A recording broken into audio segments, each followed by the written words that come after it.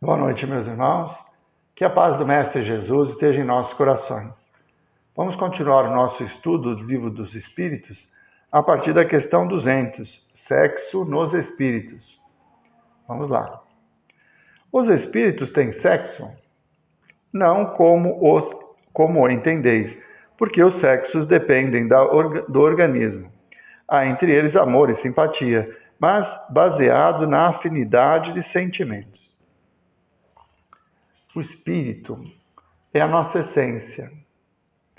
Muitas vezes nós reencarnamos como homens, outras vezes como mulheres, para que possamos aprender com cada situação. Então, o espírito em si, ele não tem sexo, mas existe uma afinidade entre os seres, essa fraternidade, esse desejo de estar próximo, né? Muito distante do desejo físico, que está muito ligado às coisas do nosso mundo. A afeição e a afinidade entre espíritos, ela se dá em um outro nível de sentimentos. 201. O espírito que animou o corpo de um homem pode animar em nova existência o de uma mulher e vice-versa? Sim, são os mesmos os espíritos que animam os homens e as mulheres, como foi dito. Nas experiências sucessivas, ora encarnamos como homens, ora como mulheres, para que possamos viver essas experiências. 202. Quando errante, que prefere o espírito encarnar no corpo de um homem ou de uma mulher? Isso pouco lhe importa, vai depender das provas por que haja de passar. O Kardec comenta. Os espíritos encarnam como homens ou como mulheres porque não têm sexo. Como devem progredir em tudo, cada sexo, como cada posição social, lhes oferece provações, deveres especiais e novas oportunidades de adquirirem experiência. Aquele que fosse sempre homem só saberia o que sabem os homens. Então, a relação que existe entre o espírito e a matéria, ela nos leva à vivência de experiências distintas. Então, como mulher, o espírito tem a possibilidade da maternidade, de vivenciar sentimentos diferentes. Como homem, ele tem as responsabilidades e o peso, digamos assim, de conduzir a família. O que no nosso tempo já não é mais assim, né? Hoje não há distinção entre os sexos. A mulher é arrimo de família, o homem também é. A mulher que tem a gestação, é claro, mas tem muitos homens que preservam o lar e que cuidam dos filhos. Então, a nossa sociedade está evoluindo para que haja essa interação entre os dois sexos, para que não haja essa distinção de superioridade ou inferioridade, de supremacia ou dependência. A sociedade humana vai evoluir a ponto de se tornar igual. Estamos caminhando, não é? O espírito encarna, então, como homem para viver as experiências que um homem precisa viver. E encarna também como mulher para viver as experiências que, como mulher, deve viver. Tudo isso na busca da perfeição, que é o nosso destino. Então, o espírito em si não tem sexo. Ele vai reencarnar de acordo com a sua necessidade no momento em que ele está vivendo. Parentesco, filiação. Questão 203. Os pais transmitem aos filhos uma parcela de suas almas ou se limitam a lhes dar a vida animal, a qual uma nova alma vem mais tarde adicionar a vida moral? Somente a vida animal, pois a alma é indivisível. Um pai estúpido pode ter filhos inteligentes e vice-versa. O físico, o corpo, ele é um instrumento de evolução. O espírito é uma criatura de Deus, criada simples e ignorante, com o propósito de evoluir. Então, a reencarnação, ela é uma nova experiência. Nós já vivemos muitas antes de vivermos essa. E quando nossos pais, como espíritos, nos aceitaram essa responsabilidade de nos permitir estar neste mundo de provas e expiações, eles nos ofereceram a materialidade, quer dizer, o corpo. mas nós já éramos espíritos, porque Deus nos criou assim. Então o espírito reencarna, ele vai pegar a genética do pai e da mãe, sua aparência, sua constituição física, e mesmo essa está limitada às suas necessidades, ao seu mérito. Também o nosso corpo, ele não é só regido pela genética de pai e mãe. Tanto que nós podemos observar que tem famílias que têm mais de um filho e cada um tem uma genética diferente.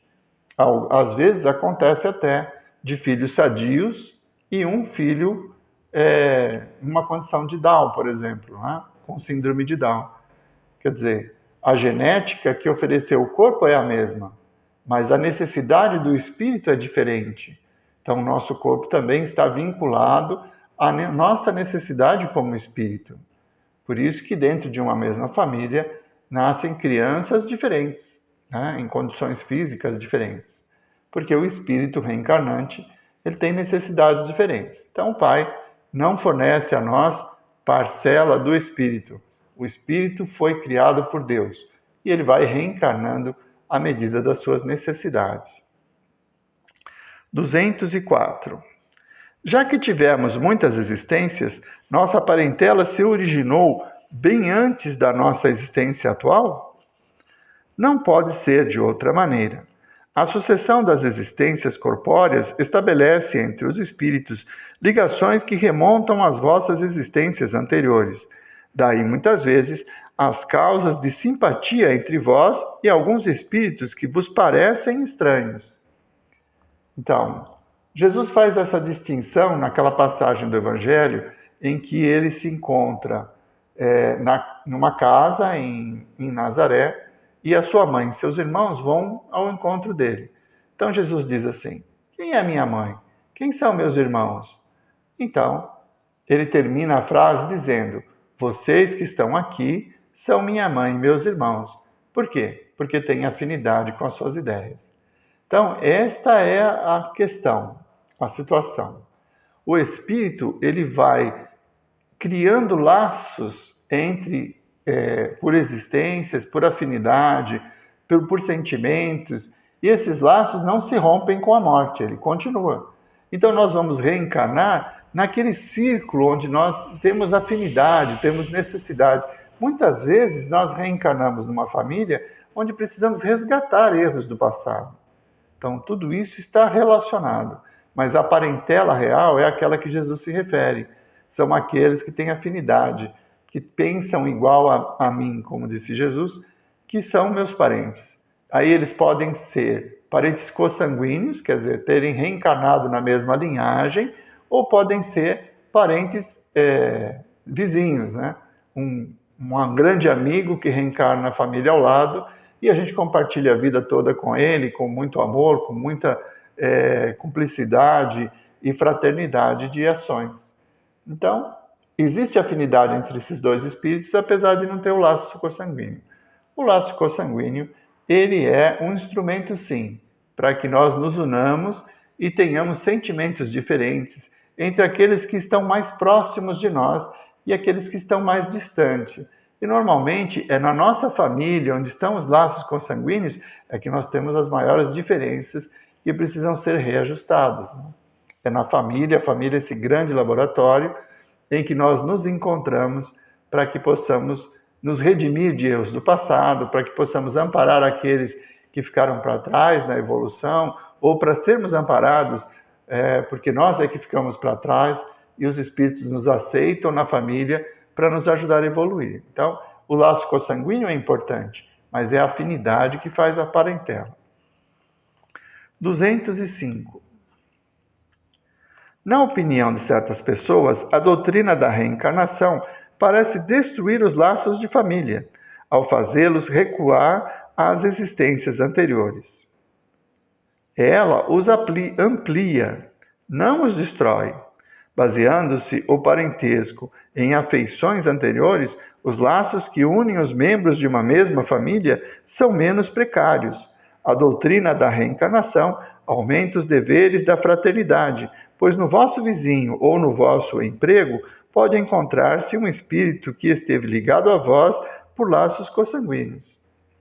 Então, ao invés de reduzir a família, né, a reencarnação amplia.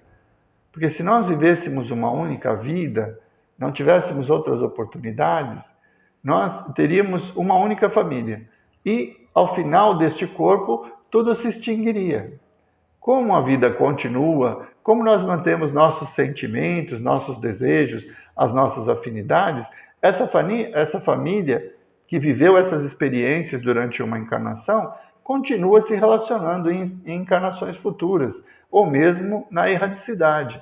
Depois de todos os desencarnados, reencontram, reveem os planos, veem a necessidade que tem de evoluir, percebendo os erros cometidos, os acertos, enfim. A reencarnação amplia a nossa família e não a destrói, como foi dito aqui pelo Espírito. 205A. No entanto, essa doutrina diminui a importância que alguns atribuem à sua genealogia, visto que cada um pode ter tido por pai um espírito que haja pertencido a outra raça ou que tenha vivido em condições muito diversas. É verdade, mas essa importância se baseia no orgulho. O que a maioria das pessoas venera em seus antepassados são os títulos, a posição, a fortuna. Um que se envergonharia de ter como ascendente honrado sapateiro se gabaria de descender de um nobre devasso. Mas digam ou façam o que quiserem, não impedirão que as coisas sejam como são, pois Deus não regulou as leis da natureza segundo a vontade deles. Basicamente, o que nós precisamos entender é que a evolução do espírito não está relacionada com os títulos ou com a posição social, com a riqueza ou com a pobreza. São as atitudes que demonstram o grau evolutivo em que nos encontramos. Quanto mais resignados diante da vida, mais felizes apesar das dificuldades, seja ela trazida pela fortuna, seja ela trazida pela ausência da fortuna, quanto mais resignados formos diante das experiências que a misericórdia de Deus nos ofereceu, mais felizes nós seremos. E isso reflete a superioridade do espírito. Então, se o nosso antepassado foi um nobre sapateiro que trabalhou com honestidade, honradez, que fez a caridade e ajudou muitas pessoas, ele é um exemplo importante para a nossa próxima existência. Tá? E se ele foi um nobre devasso, como está escrito ali, ele é motivo de vergonha, porque um espírito orgulhoso que se aproveitou da matéria para ter uma boa vida, acaba demonstrando a sua inferioridade. 206. Do fato de não haver filiação entre os espíritos dos descendentes de uma mesma família, seguir-se-á que o culto dos antepassados seja uma coisa ridícula? De modo algum, pois devemos considerar-nos felizes por pertencermos a uma família em que encarnam espíritos elevados. Embora os espíritos não procedam uns dos outros, nem por isso consagram menos afeição aos que lhes estão ligados pelos laços da família, pois muitas vezes eles são atraídos para tal ou qual família por razões de simpatia ou por ligações anteriores. Mas ficais certos de que os espíritos de vossos ancestrais não se sentem nem um pouco honrados com o culto que lhes dedicais por orgulho. O mérito de que desfrutam só se refletirá em vós à medida que vos esforçardes por seguir os bons exemplos que vos deram. Somente então lhes é grata e até mesmo útil a lembrança que deles guardais. Então, meus irmãos, nós vivemos uma vida contínua, constituída de inúmeras encarnações, em que temos a oportunidade de conviver com pessoas distintas, mas todas elas vão contribuir para a nossa evolução, nos trazendo lições de progresso, nos trazendo sentimentos novos, nos ajudando a resgatar os erros do passado, enfim. Todos os nossos antepassados, eles têm uma afinidade para conosco e nós temos que ser gratos a ele apenas pela oportunidade de estar aqui, de viver essa experiência, de poder evoluir neste mundo de provas e expiações. Então, a filiação, a transitoriedade da vida material não diminui o afeto, o amor, a simpatia, a afinidade entre os espíritos. Ao contrário, esses laços persistem mesmo depois que o corpo terminar e nós retornamos à pátria espiritual e reencontramos com ele. É muito importante termos isso em mente e mandar sempre boas vibrações para aqueles nossos irmãos que participaram da nossa família e que já retornaram à pátria espiritual. Não vamos esquecer que eles não deixaram de existir, eles estão ligados a nós pelo sentimento. Bom, já me estendi bastante, vamos fazer a prece então. A semana que vem nós retomaremos a partir da questão 207. Mestre Jesus, nós os agradecemos, Senhor, por mais esses momentos em que pudemos ter convosco. Que as vossas bênçãos possam ser derramadas sobre todos nós, afastando todos os fluidos impuros, nos trazendo serenidade e paz, nos trazendo compreensão sobre a vida e ampliando a nossa capacidade de aceitar e amar aqueles com quem convivemos. Sejam aqueles que se encontram sob o nosso teto, ligados pela matéria, sejam aqueles que cruzam o nosso caminho, ligados pelos laços da amizade e da fraternidade. Que tenhamos olhos para ver a vossa bondade, a vossa misericórdia, que nos sustenta, Senhor, nas inúmeras lutas, nas inúmeras provas, as quais necessitamos passar. Que nos sentamos fortalecidos pelo vosso amor. Muito obrigado, Senhor, pois é em vosso nome que encerramos o estudo da noite. Muito obrigado, meus irmãos. Uma boa noite a todos.